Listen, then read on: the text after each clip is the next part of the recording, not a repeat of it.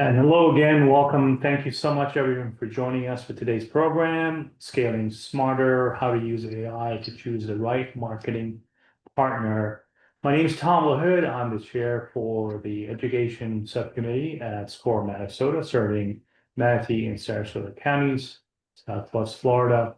Thank you again for taking the time to be with us today. Today's program will be recorded, and a deck as well as a replay link will be sent to you after the training concludes.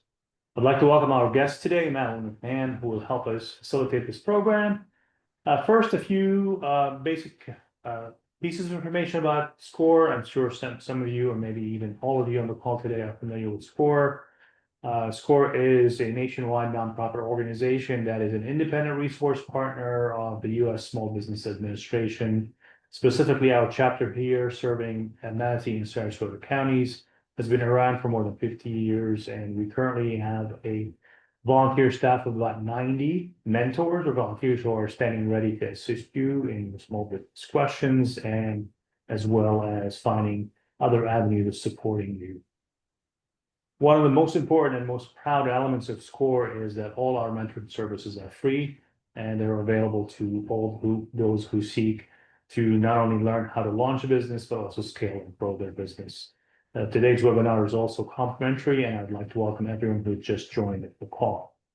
For some of you who may have worked with SCORE previously, and even if you are considering starting a new relationship with SCORE, we are your partner along the entire business life cycle.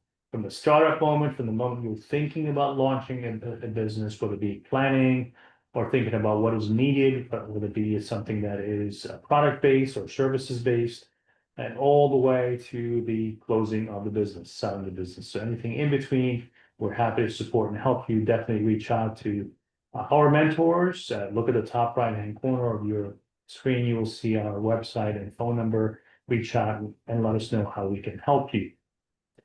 And also, it's very important to note that our services, especially these education webinars, would not be possible without the support from those community partners and sponsors. Some of them are familiar to you, and we appreciate their partnership and support throughout the years. And again, a quick reminder, if you'd like to start engaging with our chapter, working with a mentor, our mentors cover a multitude of business backgrounds, and many of them are retired executives, so they have a wealth of experience and institutional knowledge that they are eager to share with you and help you support your business endeavors. Today's program will have a Q&A component. You can submit your questions via the chat window in Zoom or the Q&A command that are available in the Zoom control panel. Feel free to do so, submit them throughout the presentation today, and we may end up answering some of them during the presentation or leave them towards the very end of the program. Before I yield over to Madeline, I'd like to briefly share with you a bit about her background, and we definitely want to express our gratitude for Madeline being with us today, taking time out of her busy day. Madeline is a fractional director of marketing and the founder of Madeline the Art Consulting, which is a small business that supports nonprofits and offers them practical, sustainable marketing strategy support.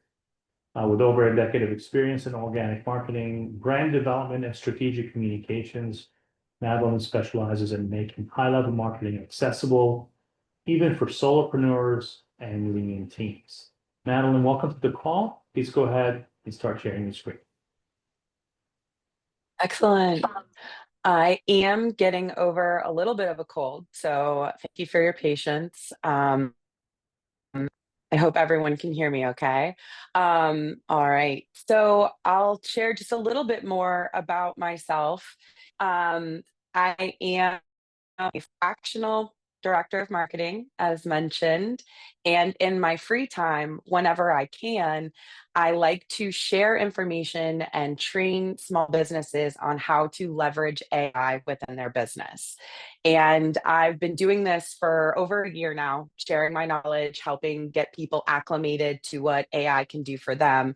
But as mentioned, I actually specialize in managing when time is what you have to spend, right? What do we do with our marketing strategy if we don't have a marketing budget necessarily?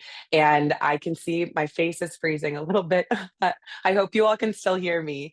Um, all right. So specializing with time in marketing, it's important to understand kind of what tools are available. How can we leverage these tools? And I think that AI is one that is this shiny new toy for everyone, right? We're all thinking about artificial intelligence and how can we leverage it. So I did previously give a presentation for this chapter, which is available for you all to watch and go back and see the recording. So I am optimistic that if there's anything you need in catch up, you will be able to find it in the recorded session that we did previously. So at a high level, AI is more than just ChatGPT. I think that we have an understanding of that today. Um, but AI can be so many different things. We can use AI to convert images into text. We can use AI to analyze and evaluate. We can use AI to create copy and things like that. But when there's all of these different options, I think it's smart to try to find a place to start and narrow it down. And so, what I want to focus on today is how to use AI to better vet your marketing vendor. The idea being, okay, so I know I need a marketing strategy. I'm a small business owner. I understand that I have to market my business, but what does that mean? Where do I start? Have you thought about asking AI? That's the conversation I kind of want to have today. Um, I've owned my business for 3.5 years now. And in the 3.5 years I've been in business, what I've noticed is that marketing agencies and marketing organizations often make promises based on formulas or make assumptions about your business, but they don't necessarily deliver what the client is expecting.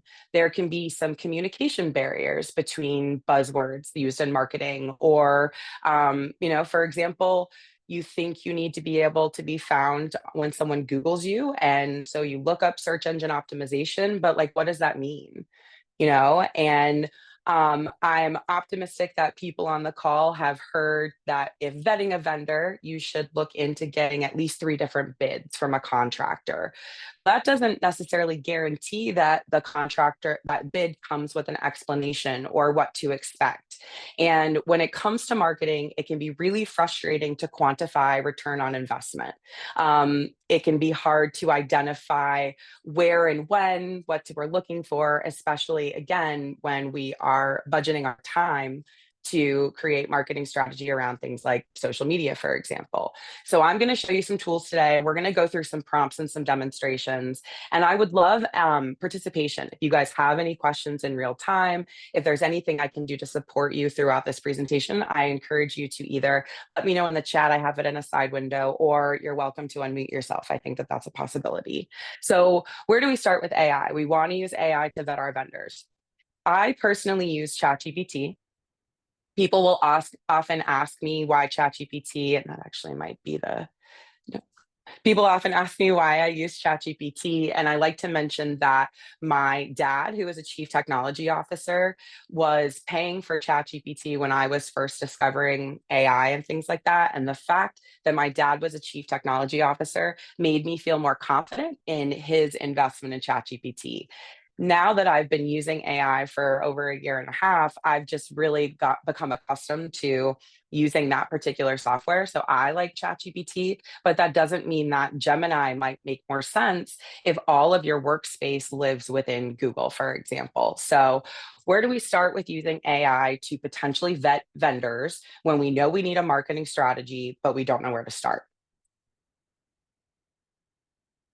These are some examples of things that we could use AI for, just to kind of get the conversation started, excuse me. So for example, let's say we did decide we need search engine optimization. We want to make sure that when someone looks for a plumber nearby them, our plumbing business shows up on that first page of results. How do we accomplish that? Well, you go out and you ask for 3 different marketing companies to give you a proposal or a pitch on running search engine optimization for your business. What if you uploaded those proposals into AI and had AI help you better evaluate what are the deliverables, what should I expect, and then help you better understand, okay, how long should that take, or how long should that cost me?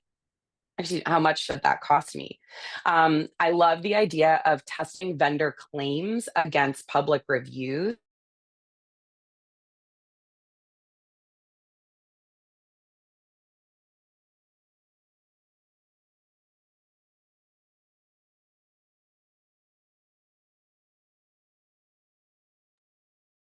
Madeline, I'm sorry we've lost your video and audio feed.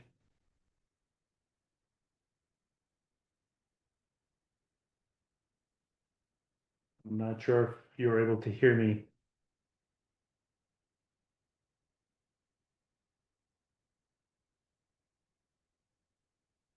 Folks, apologies. Please stand by. Could be a minor technical issue. We'll try to resolve it. I'm Welcome so back. sorry. All right. Please continue. So, Next. yes, I'm so sorry. And I want to be respectful of everyone's time. So I'm going to jump right into this demonstration. Where I meant to leave off is that there are lots of different tools that are available. My pro tip in narrowing it down is find a tool that you enjoy using and a tool that makes your work life a little bit easier and more efficient. So, reminder that using these tools, it's not going to do the work for you. It may come up with those different strategies. You still need to implement the strategy that you decide on.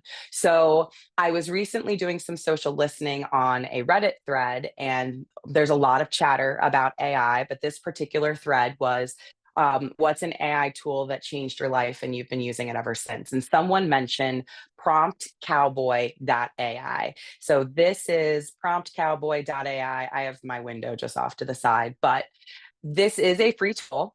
I am a registered user. So another thing I like to call out with these different AI tools, as I've talked to different individuals, I don't have any objection to you using multiple free tools to make it work, but I do recommend that you at least register an account.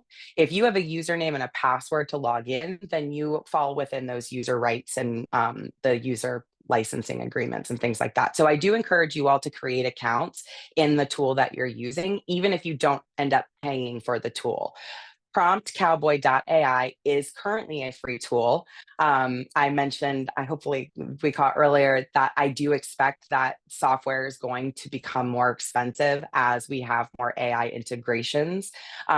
I expect that we'll see most of these still have a free tier, but we're going to have to pay for unlimited prompts. So we're going to have to pay for unlimited or pay for amounts of usage. On the last talk that I did, I showcased napkin.ai. And since then, they are now out of beta mode and they are offering paid options. So back to Prompt Cowboy. Prompt Cowboy, as it says right here, turn your lazy prompts into great ones. So before I found this tool, I would brain dump. I would just kind of anything I was thinking, I would put into the ChatGPT and press enter and start iterating what I'm trying to accomplish. Now I have Prompt Cowboy. I can brain dump, I can give it random information, and it will format my inquiry in a way that chat is more likely to understand and provide more accurate information than if I had just done that initial brain dump. Now, I will pause really quickly here. I read an interesting article. Someone was curious about the impacts of grammar and punctuation in their AI inquiries. So, and that came shortly after the Sam Altman came out and said that please and thank you are costing the exorbitant amount of energy they are. Um, Someone did a side by side. If I just put in my thought as I'm thinking it versus if I update the grammar and the punctuation. And what found was when they take the time to update grammar, punctuation, things like that, it gave a more specific, or sorry, it gave a answer that mirrored that. It was very formal, it was articulate, whereas if they just put in the brain dump with spelling errors and without any grammar, it gave more bulleted answers. So since reading that and since experimenting with that, I don't typically take the time to spell check. When I'm sharing my screen, I get very nervous about that. So I may spell check today because I don't want you guys to know that I'm a terrible speller. But unless anyone has another example in mind, I'm going to start with a prompt about an HVAC company in Florida. I could do marketing, but will feel kind of like it's inception. So I'm going to pick a different industry for the prompt examples, unless anybody else wants me to throw their industry in the mix. Okay, so turn your lazy prompt into a great one. I'm going to ask prompt cowboy. I'm going to say, I own a small HVAC company in Florida. I know I need marketing, but I don't know where to start. I want ChatGPT to ask me questions to help me figure out where to start and what kind of marketing I need right now. I could have asked it a number of things. I could have been more specific with SEO, stuff like that. But for the sake of this demo, I kind of want it to be a little more generic, and I want to show you guys what this does now.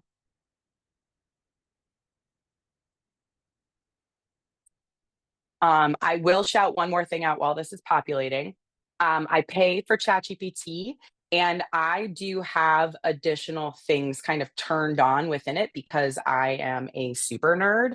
I like programming and development, so I apologize in advance if you see any coding and that seems overwhelming. That's a setting that you can turn on in ChatGPT. So you may see some coding today. You don't have to feel like that's something you're going to see every time. All right, back to Prompt Cowboy. So on the right-hand column here, it actually gives you an opportunity to improve your prompt. So for example, what's the current business situation? That could say, it gives you some examples right there, but you could say, I haven't seen an increase in foot traffic in the last 6 months, or different information like that. It gives you an opportunity to narrow down your target market, and it also gives you an opportunity to do budget and timeline. For today, I'm just going to copy this whole thing and bring it over to chat. But before I do, the big takeaway for me when I saw this the first time is Prompt Cowboy is also kind of telling you what the bones of a good prompt are. Now, I find that the biggest asset when it comes to talking about AI and doing this type of thing, it's curiosity. Having the bandwidth to have a question, having the bandwidth to ask the question. Curiosity is your best friend in this. I think 5 years ago, somebody might have said, okay, Google it. I'm not going to lie. When I was in property management and I first hired my first Gen Z, a couple of times I said, okay, Google it. I think today would be, did you ask AI? So I just gave a very similar presentation to Beer last week, and it was really fascinating. At the end of the presentation, someone who had seen me speak a few times said, it's so funny, all of the questions they asked, you could just ask AI. So, oops, sorry. And oops, let me get this out of the way. So, what would be the reason for using Copilot and ChatGPT to get to the point where it provides reference for link where I can find information rather than providing? Okay, so you can absolutely ask your preferred AI platform, ChatGPT, Copilot, to provide references and resources for anything that you ask. An example of uh, where you need to verify your work and things like that. So I have a task running in my ChatGPT.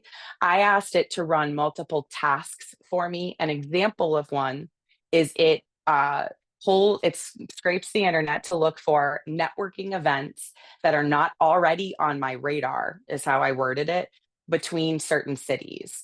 And once a week, it sends me a list of networking events. And very often, it's things that are not on my radar. But what I found is every once in a while, if it doesn't have 5 events to show me, it will hallucinate an event. And I'll know that because I'll go to click on the link and it won't be a real link.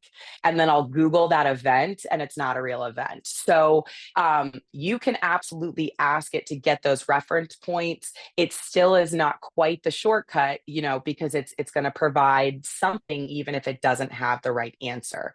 I think an even better opportunity. So if you are looking for specific resources and you want to feel very confident in where those resources come from, Notebook LM, NOTEBOOK LM.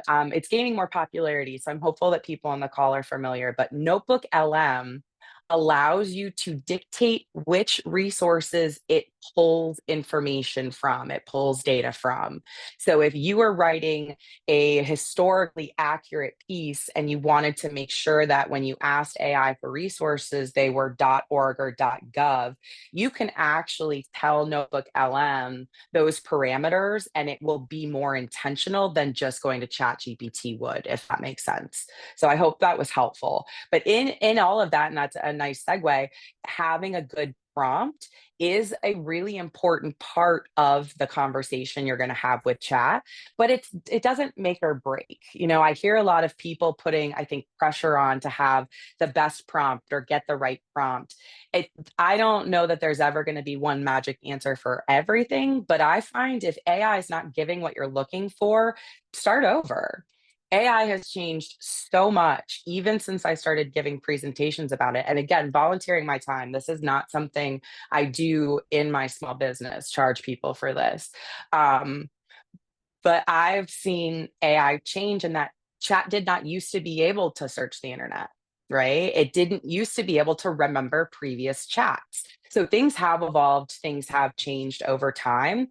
I should have said at the top of the call, shoot, if you're watching this 6 months after filming, things are subject to change, right? We don't have much control over the evolution, but I love talking about it in real time so that small business owners can take advantage of, again, this being a level playing field. Some of the stuff that you can learn by asking AI about marketing, it would take 4 years of college to learn. You don't have to do that anymore. We now have a curated guide to the information that we're looking for.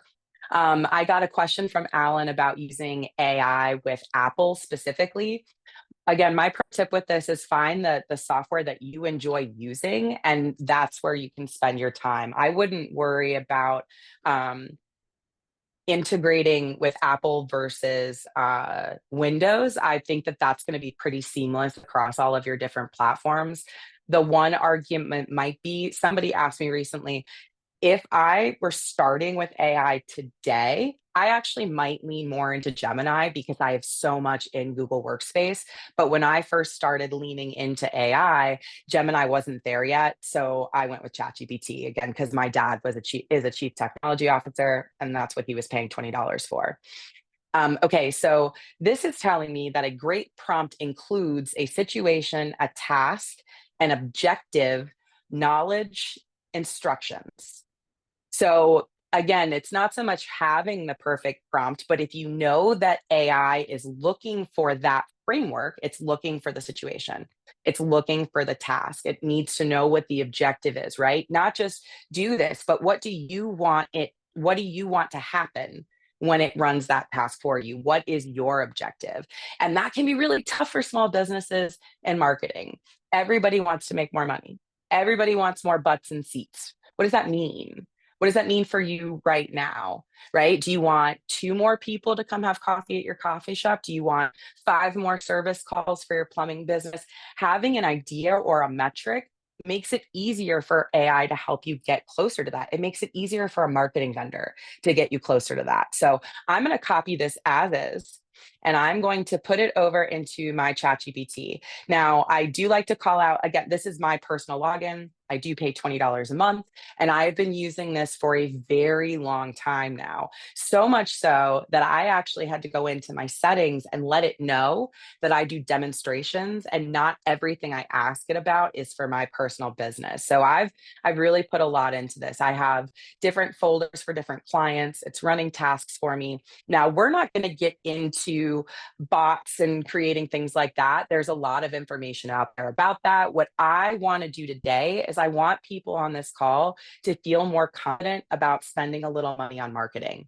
even if it's $500. If your business needs something right now, I want you to feel like you have the tools to go talk about it with AI and see what you can do. And if you don't have $500, if all you have is time, you can iterate that too.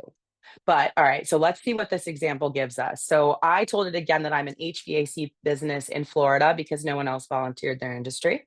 And so I basically said, I need a business, or I know I need marketing. I don't know where to start. Let's see what ChatGPT recommends. All right, so I asked it to ask me follow-up questions so that I can be more intentional about that. If I had just said, let me do this as an example. Really quick, I'm going to do a new chat just so I can show you guys the difference. And I want to point out it complements it first.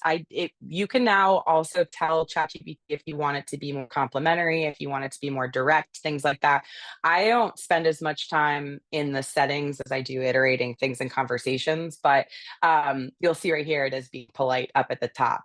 So just asking it outright, what do I need to do? It does give me a step-by-step thing to look at. There are questions to ask or are questions for me to answer, and answering those should hopefully help get better responses. But let's go back to,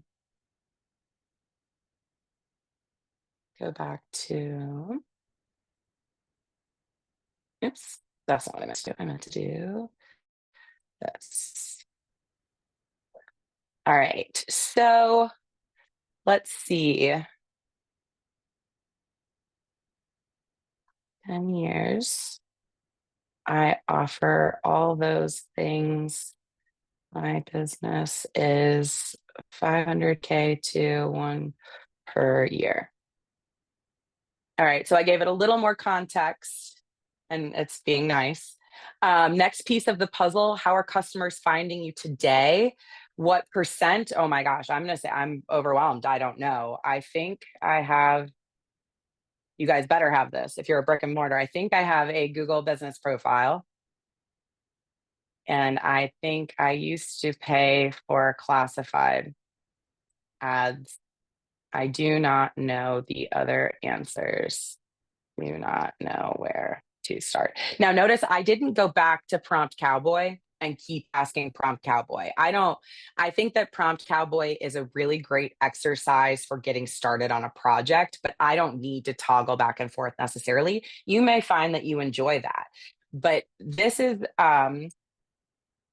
me having the start of a conversation about what I'm looking for. So very common, most HVAC owners rely on word of mouth. So let's see, the fact that you think you have a profile is big because it's competitive. Clarify, I just want to pay someone to do this, but I do not have a budget or any vendors in mind. Where can I find someone, or how should I search for inexpensive? Doesn't exist. Sorry, guys. Oop, marketing help.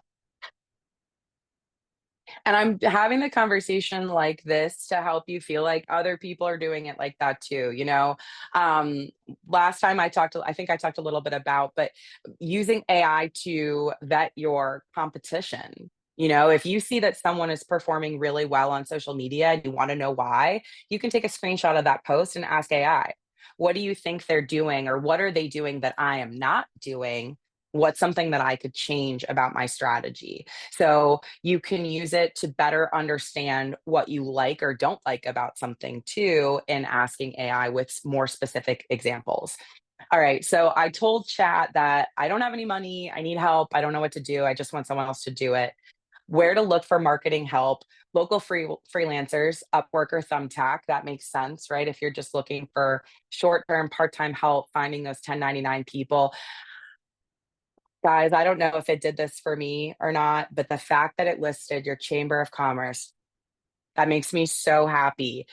Pro tip, if you guys need butts and seats, if you're looking for vendors, if you're looking for assistance, go connect with your local chamber of commerce, see what events are out there, because there are other businesses in the area that are struggling and would love camaraderie or might be willing to barter. Maybe there's a marketing vendor in town that's just getting started that you could barter your services with them. But I love that I love that chat recommended local chamber of commerce, and community colleges and vocational schools. I am currently located in Virginia. My brother and I have a bunch of family in Florida, but I'm currently located in Virginia. Multiple programs exist either within the area or within the colleges for internship programs and things like that. Now, does that mean that you're going to get an expert marketing in bartering? Maybe not. Are you going to get an incredible intern that is a social media wizard or an email marketing manager? Probably not. But if you can get an extra set of hands and you have AI to or to create the bones of a strategy, now you're talking. Um, I focused a lot when I talked to the breweries about SOPs, about standard operating procedures. We are now at a place where there is no excuse not to have a handbook. There's no excuse not to have an SOP because we can use chat for that. So I love that it suggested thinking outside of the box and going to digital marketing students. Know that if you find that they're not as experienced as you might hope, that you can set them up for success by creating a strategy in AI, giving them something to work with. Um, I also find in marketing that not every marketing person is good at every component of marketing, but we can help set our vendors up for success by better articulating what we want to accomplish, what we expect, and what we're willing to invest in that if it works. Maybe the conversation now we're having is if this goes really well in the do it yourself phase and I can get income from this, I will find $500 to invest in this next round, right? If we were empowered, if we felt like we knew it was going to go somewhere, this helps us better manage our own expectations as well. Okay, I get to this solution. How long does this really take to work? But you got to kind of know what you want work to mean. Again, is it having a percentage of increase of traffic or sales? Is it seeing more people in a specific location? Being able to narrow it down also makes it easier for your marketing vendor to meet your expectations in that. Sometimes we got to kind of pick an area, grow, scale, and then go on to the next. So tells you where to look, what phrases to search for. This is also really interesting because if you were someone that was looking for search engine optimization, and if you were someone that was looking to be found on search, this kind of gives you some context for what that looks like. You're going to use keywords like digital marketing freelancer, you're going to use keywords like local SEO to find that person. The right SEO person should be then talking to you about, okay, what keywords does someone search to find you? And if you have an idea of what that is, it helps them even more, right? Like I I'm going to go back to another trade industry, the idea of a plumber. I like to say, if I find that my plumber, or excuse me, if I find that my toilet isn't working, I no longer call my plumber and say that. I can take a video of what's happening and ask chat. Maybe it's a girl, maybe it's a snap, but what I find is not that I expect to fix my own toilet by taking that video, but what I might be able to do is tell my plumber what is wrong and they show up with the right tools the first time. Right? Wouldn't that be nice if it's not that we're trying to cheat or undermine the value of the marketing expertise? We just want to get to results a little bit faster. What if we could use this tool to be more efficient? I hear a lot that AI is going to replace people's jobs. I don't. I think that a lot of jobs are going to evolve as we start to integrate AI into more things. But I'm here to argue, I want you to spend more on people because I want you to build that confidence in having that strategy in AI, in vetting your vendors, right? So again, I think I need SEO. I've searched for these people. I really, really like this guy, but this other guy is so much cheaper. Like maybe option A is saying all the right things, but you just don't have the cash for what they would cost. And option B is not quite as good, but you can afford him. Well, then it's okay. What really is the cost of that? The Zig Ziglar reference and looking at price versus cost. Sometimes it makes sense to be patient and do it yourself until you can invest in the better marketing person, because there's damage that can be done in delaying and not doing things well. Now we have a chance to kind of know better.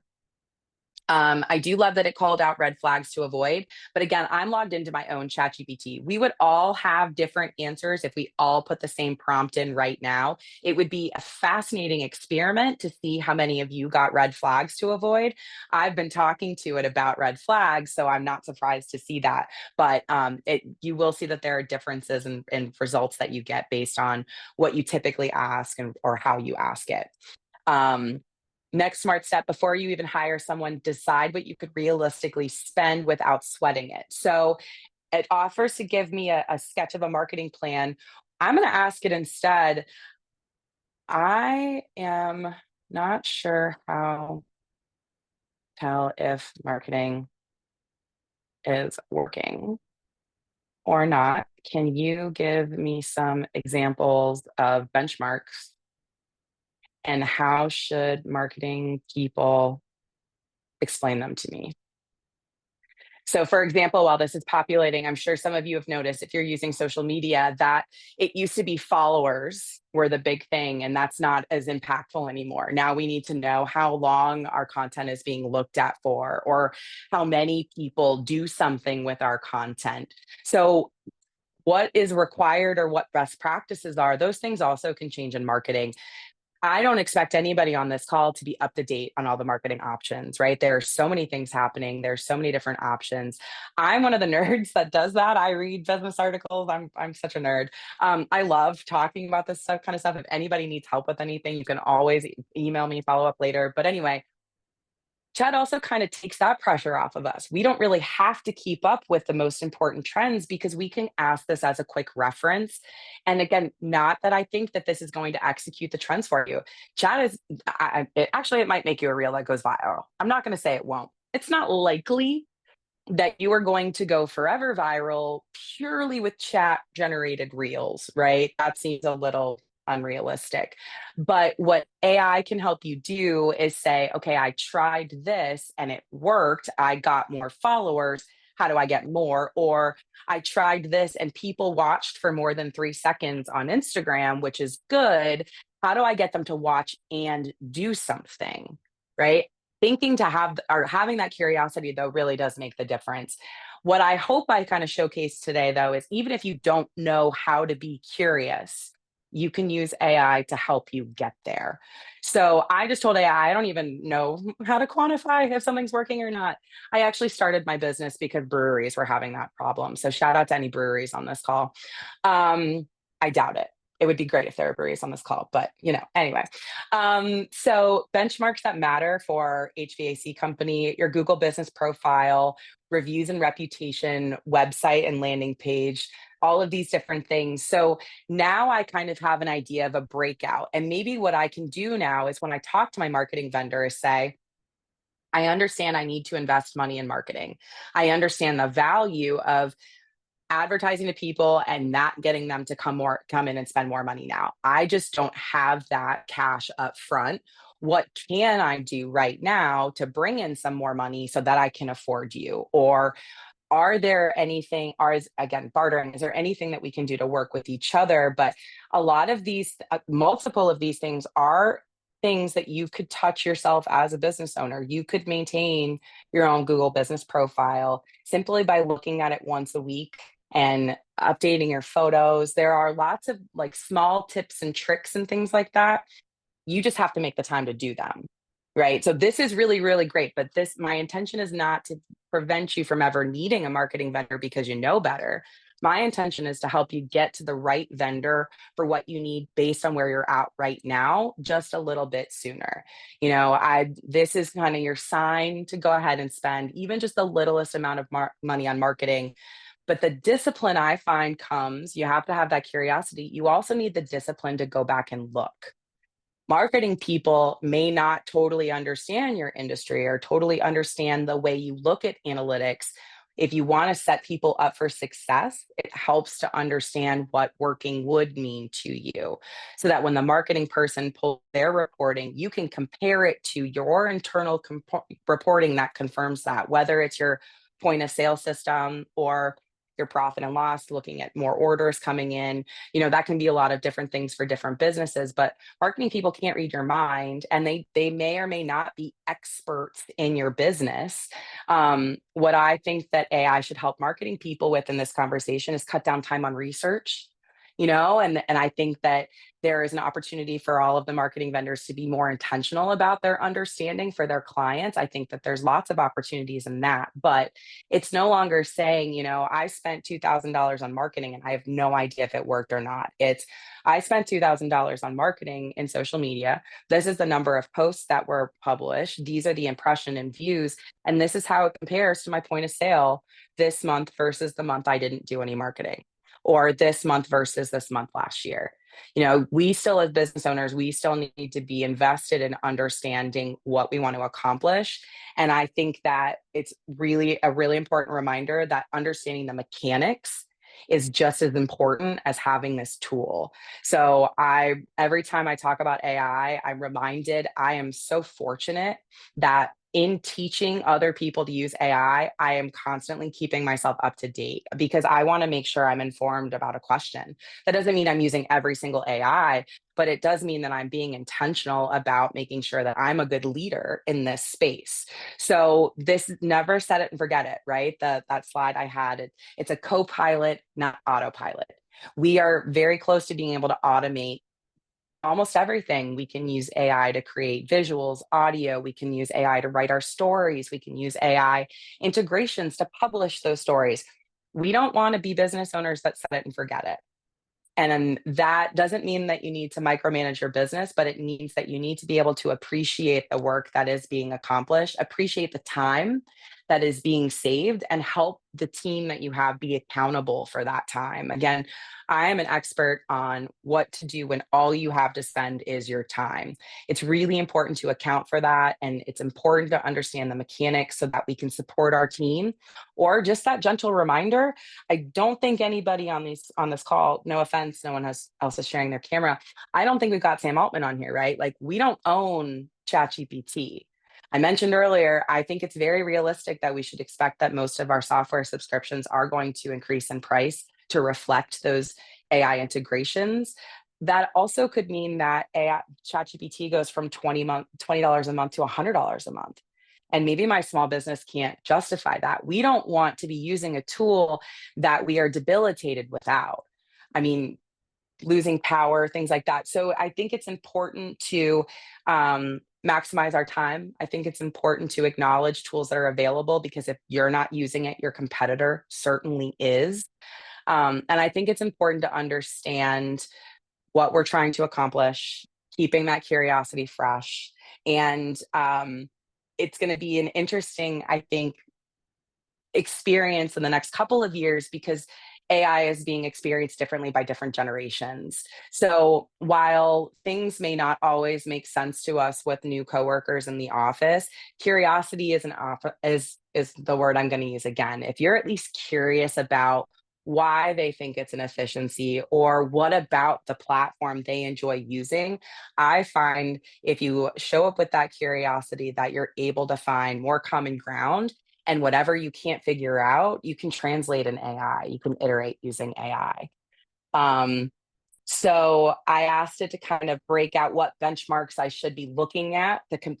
And again, to take it back to that, the importance of this is, say I didn't look at any of my analytics. All I have is my profit and loss statement. If I don't see any increase in sales, does that mean the efforts didn't work at all? Probably not, but I won't know how to quantify it because I didn't set those benchmarks. So again, everybody wants to make more money. Everyone wants more butts and seats. It's the idea of, I want 10 more visitors to my website this month. I want to make 10% more from this revenue stream this month. Those types of conversations help marketing people get you closer to reaching that goal. And marketing people want you to be successful, right? We all want to make money. How marketing people should explain it. Plain numbers tied to jobs. So, we spent 600, you got 15 calls from Google Ads, 9 booked. That's but they may not present information to you like that if you don't ask them to. Just a reminder, the person that controls the data kind of controls that narrative, that storytelling. So I have seen marketing vendors essentially gaslight a client into thinking that's what they paid for, just because they controlled all the data and the client had no idea what they were looking at. Don't let that happen to you, right? Have an understanding of where you're starting so you're able to see that increment in improvement. Show source of the leads, also showing analytics.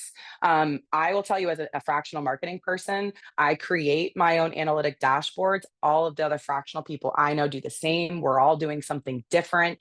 So I'm not telling you that you can ask that your marketing vendor completely change the way that they pull analytics, but you can tell them which metrics you want to see when they display analytics to you. All right. Could we run into any copyright issues with ChatGPT if we want to publish an article written by a person and polished by AI? That's a loaded question for a couple of different reasons. The internet is still figuring out what to do with AI. And I'll give you this idea for context. Google makes a lot of money on Google Ads. Google Ads were impactful for a business because it guaranteed placement at the top of the page. Well, now with things like the Gemini, Copilot, these integrations, we're getting AI summaries, and click-through rates, people clicking on those ads, have plummeted. Show of hands, just kidding. Show of hands if you think Google's going to be okay with just not making ad money. Things are going to happen. Things are going to change within SEO. The reason I bring that up is I have heard stories of people who it was their own idea, their own iteration, all of that, but it was flagged in a way that AI removed AI generated content or downranked AI generated content. So some of that has to do with the back end with copy and pasting. But that's subject to change. So I would say that if you have the notes that accompany your iterations, right? Like you've got an entire chat thread of iterating. I can't guarantee that you won't plagiarize, but I don't think that you'd be at risk of copyright. I'm actually giving this presentation with a lawyer in like 2 weeks. So if I get information that is drastically different, I will email and follow up. But it's kind of like showing your work in a math problem. It's very, very seldom that someone comes up with a new idea these days, right? Like, I'm so sorry to tell you that we're all kind of doing the same thing in one way or another. So where you want to be mindful is you don't want your content to be taken down. You don't want to use AI to do something, put hours of work into iterating something, and then it's not usable content. So I would be mindful of that. Content that is obviously AI may be flagged. The other thing that you could ask AI is, am I going to publish something that is a potential copyright violation? One of my clients works in the baby food space. So after we're done with the blog that I know is going to be published to her website, I do a check at the end and say, is there any information in this article that makes a claim we don't intend to make? Or is any part of this article going to subject us to potential legal action? So if you are writing your article and creating your content with AI, which I encourage you to do, I do it, your newsletters, your press releases, right? Whatever we can do to get that content out there. If you want to double check before you publish things, again, it's good to have references, reference points, and you can absolutely ask AI if you are potentially putting yourself at risk of something. It is not a lawyer. It is not going to protect you in court.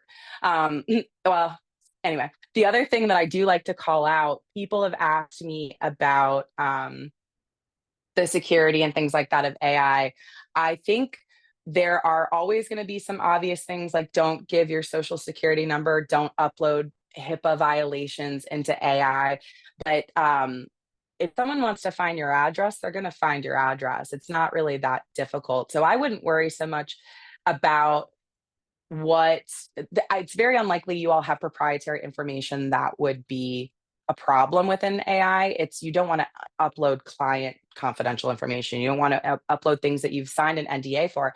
And the reason I say that is remember back when the kids all downloaded Snapchat, those fun videos that went away after 24 hours, except for then kids got in trouble and turns out that the internet is forever. Nothing goes away within 24 hours. So just a reminder that we are not far off, y'all, from your chat history being subpoenaed as well. So I also would not ask it to do devious things because I just, I still have boundaries. I didn't Google certain stuff. I don't want to see things I don't want to see. I don't ask chat certain stuff either. And I'm not going to give it my social. I'm not going to upload client documentation.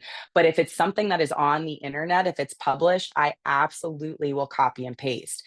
Typically, when I'm doing client discovery, what I do is I will copy their entire website, put it into chat, and have it give me some feedback about where they're at. So now I'm able to get a proposal to you even faster. And I've actually been able to review more about you than I might have been able to in the past because I'm able to get so much more out of my time with that. Um, all right. I don't think I have any other pending questions. What else, guys? And I think we're getting close on time. Thank you so much for your patience, y'all. Any questions while we're still here? Madeline, thank you again for being with us. I appreciate the time you've taken to answer questions. We do have 1 minute remaining. I will return back to our core mission to simply share with the audience that if you have any questions, if you'd like to reach out to us, here's a QR code, phone number, and our website. And also, again, we are here to help you with your journey, starting a business, growing the business, exiting the business, all of that. Please do reach out to us. We've 1 minute remaining. If there are any other questions, please post them in the chat window or in the Q&A panel. We'll try to get to them as soon as possible.